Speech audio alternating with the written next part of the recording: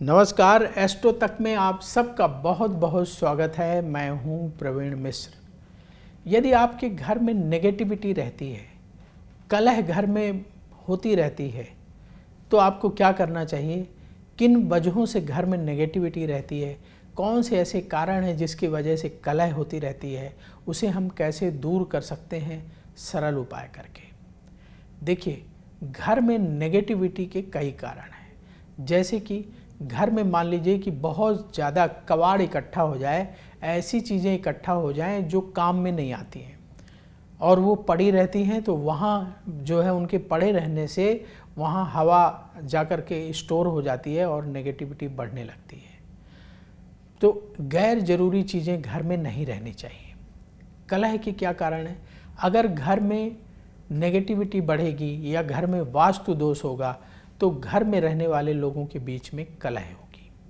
जैसे मान लीजिए कि आपके घर में जो किचन है वो अच्छी दिशा में नहीं बना हुआ है। जैसे किचन के लिए सबसे अच्छी दिशा होती है साउथ ईस्ट डायरेक्शन, दक्षिण पूर्व दिशा।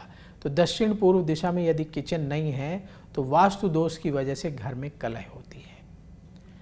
अगर आपने घर में मंदिर बनाया है और वो सही जगह नहीं बना है, मंदिर होना चाहिए नॉर्थ ईस्ट डायरेक्शन यानी उत्तर पूर्व दिशा में, और उत्तर पूर्व दिशा में मंदिर नहीं है तो उसका प्रभाव भी पड़ता है। ऐसी स्थिति में अगर मंदिर गलत जगह में बना है, किचन गलत जगह में बना है, गलत जगह बैठ करके आप भोजन कर रहे हैं, तो घर में कलह बढ़ने की संभावना रहती है।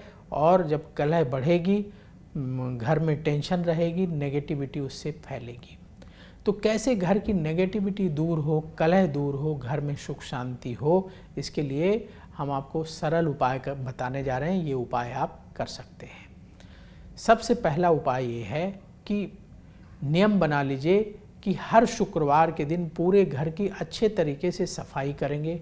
जो भी ऐसी चीज़ें हैं जो अनुपयोगी हैं, कई बार हम ला के रख देते हैं, उनका कोई काम नहीं होता, ऐसी अनुपयोगी चीज़ों को घर से हटा दें। कुछ बार ऐसा होता है कि हमें कुछ चीज़ें गिफ्ट में मिलती हैं लेकिन वो किसी काम की नहीं होती या हमारे काम नहीं आती, उनको भी हम घर में भर करके रखे रहते हैं। उससे भी जो है घर में कबाड़ इकट्ठा हो जाता है और बाद में वो नेगेटिविटी का कारक बनता है। तो ऐसी चीज़ें जो आपके काम की नहीं हैं, उपयोग की नहीं हैं, उनको घर में रखने की आवश्यकता नहीं है। उन चीज़ों को या तो आप जो है पैक करके स्टोर रूम में रख दें, लेकिन अगर वो टूटी फूटी चीज़ें हैं और ऐसा लग रहा है कि ये कभी काम भी आने वाली नहीं, तो बेहतर है कि उसको आप घर से हटा दीजिए। तो घर की अच्छे तरीके से सफाई करना है, खराब सामान, अनुपयोगी सामान घर से हटाना है। कब करनी है सफाई? शुक्रवार के दिन अच्छे तरीके से सफाई कर लीजिए। और घर के मंदिर को साफ करना ना भूलें। घर के मंदिर में आप देखते हैं जब आप पूजा करते हैं ना, तो उस घर के मंदिर में फूल चढ़ाते हैं और जो है अक्षत चढ़ाते हैं, तो उसकी नियमित रूप से तो बेसिक सफाई हम करते ही हैं। शुक्रवार के दिन पूरे मंदिर को अच्छे तरीके से साफ करिए। कहीं कोई धूल ना रहे, कहीं कोई जो है ऐसी चीज़ें ना रहें जो साफ ना हो। सबको साफ करके मंदिर में स्थापित करिए। मंदिर को अच्छे तरीके से अपने साफ करिए। कहीं धुआं जम गया है, काला हो गया, उसको भी अच्छे तरीके से साफ कर लें। मंदिर में जो बर्तन आप प्रयोग करते हैं उन बर्तनों को बहुत अच्छे तरीके से साफ कर लीजिए। मंदिर बिल्कुल जगमग होना चाहिए। फिर क्या करें? शुक्रवार के दिन माँ लक्ष्मी का एक चित्र ले लें। अगर आपके पास छोटी सी मूर्ति है तो छोटी सी मूर्ति ले लीजिए माँ लक्ष्मी की। बहुत बड़ी मूर्ति घर में ना रखें, चित्र आप बड़ा रख सकते हैं। तो एक लाल चौकी ले लें, उस पर लाल कपड़ा बिछाएं और उस पर चित्र या मूर्ति स्थापित कर दीजिए। फिर आपको माँ लक्ष्मी की पूजा करना है। पूजा सामग्री ज़्यादातर जिन लोगों के घरों में मंदिर होते हैं, बहुत सारी पूजा सामग्री होती है। जैसे आपके पास चंदन है, अक्षत रख लीजिए, अक्षत मतलब चावल, लाल रंग के पुष्प ले आइए, माँ लक्ष्मी को बहुत प्रिय है। और फल, भोग लगाने के लिए फल ले आइए, नारियल एक माँ लक्ष्मी जी के लिए ले आइए, और फिर इसके बाद पूजा करना है। शुक्रवार के दिन जब आप माँ लक्ष्मी का पूजन करेंगे तो सुगंधित इत्र अवश्य अर्पित करेंगे, तो इसलिए इत्र ला करके भी रख लें।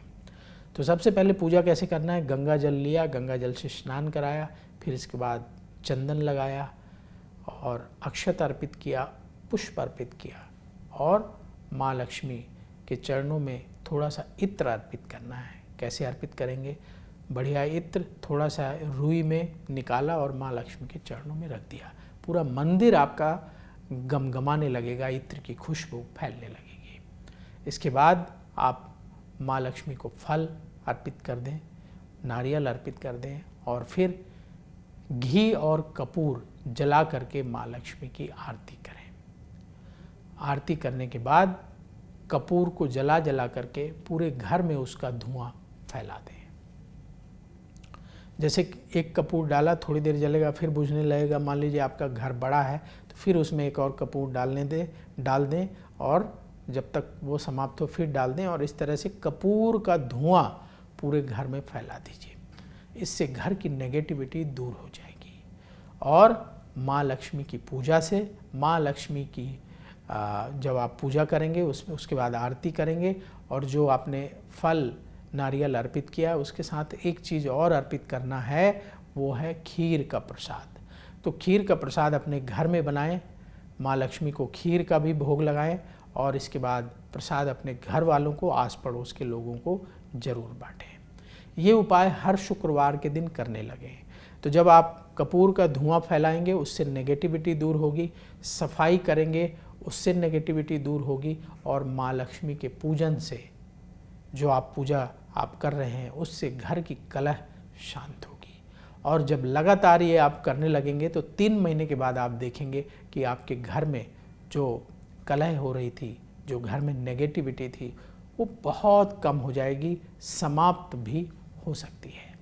तो ये उपाय करके देखिए, आपको बहुत लाभ होगा। आपके घर परिवार में जो कलह है सब शांत हो जाएगी, घर परिवार के लोगों के बीच में प्रेम बढ़ेगा। और क्या करना है, कोशिश करिए कि महीने में एक बार सभी घर के लोग बैठ करके अपने घर में सुंदर कांड का पाठ कर लें। मंगलवार के दिन कर लें, शनिवार के दिन कर लें, जिस दिन समय मिले। मान लीजिए आपके घर में सभी लोग मंगलवार को भी बिजी होते हैं, शनिवार को भी बिजी होते हैं, तो जिस दिन मौका मिले, रविवार को मौका मिले तो आप रविवार को भी कर लीजिए। घर के सभी लोगों को बैठ करके सुंदर कांड का पाठ करना चाहिए और कुछ भोग प्रसाद बना लें और हनुमान जी को भोग लगाएं और फिर अपने घर वालों को, आस पड़ोस के लोगों को प्रसाद बांट दें। तो ये उपाय आप करना शुरू करिए, आपके घर से कलह दूर होगी और घर में सुख शांति बढ़ेगी। कोशिश करें कि घर के लोगों के बीच में कम्युनिकेशन गैप क्रिएट ना होने पाए, यानी घर के लोग बातचीत, दिन में एक बार तो सभी लोग कहीं पर बैठें, साथ में खाना खाएं, बातचीत करें। आजकल ऐसा हो गया कि सब लोग अपने अपने फ़ोन में बिजी रहते हैं, खाना भी अलग अलग खाते हैं, अपने अपने कमरे में ले जा कर के खाना खा लेते हैं। तो कम से कम खाने का स्थान ऐसा बनाइए जहां ज़्यादा से ज़्यादा परिवार के लोग मिलकर बैठकर साथ में भोजन करें। कभी मान लीजिए कोई रह गया, नहीं आ पाया, देर हो गई या कोई बात है तो वो अपना अलग भोजन कर लिए, लेकिन ज़्यादा से ज़्यादा लोग, घर के जितने लोग हैं सब लोग साथ में बैठ कर के भोजन करें। थोड़ा सा घर परिवार में इस तरीके के नियम आपको बनाना चाहिए। छोटी छोटी बातें हैं लेकिन ये बड़ी महत्वपूर्ण बातें हैं। जब घर के लोग साथ में बैठते हैं और साथ में भोजन करते हैं तो उससे क्या है कि जो अपने मन की बातें हैं सब एक दूसरे को शेयर कर लेते हैं, तो घर में कलह बढ़ने की संभावना समाप्त हो जाती है। तो साथ में बैठ कर के खाना खाएं, साथ में मिल कर के महीने में कम से कम एक दिन सुंदर कांड का पाठ करें और हर शुक्रवार को जो हमने आपको उपाय बताया ये उपाय कर लें। ऐसा करना शुरू करिए, आप देखेंगे आपके घर में सुख समृद्धि बढ़ेगी, नेगेटिविटी और कलह दूर होगी। तो एस्ट्रो तक देखते रहिए। एस्ट्रो तक पर आपके लिए बहुत महत्वपूर्ण जानकारी धर्म और ज्योतिष से जुड़ी मिलती रहेगी। और यदि आपके मन में कोई सवाल हो तो कमेंट बॉक्स में अपने सवाल लिखिएगा, कोई सुझाव हो तो कमेंट बॉक्स में अपने सुझाव लिखिएगा। हम आपके सवाल और सुझाव कार्यक्रम में शामिल करने का प्रयास करेंगे। बोलिए जय श्री कृष्ण। एस्ट्रो तक ऐप पर आपको मिलेगा भविष्य से जुड़े हर सवाल का जवाब। डाउनलोड कीजिए एस्ट्रो तक ऐप और चुटकी में जुड़िए इंडिया के बेस्ट एस्ट्रोलॉजर से।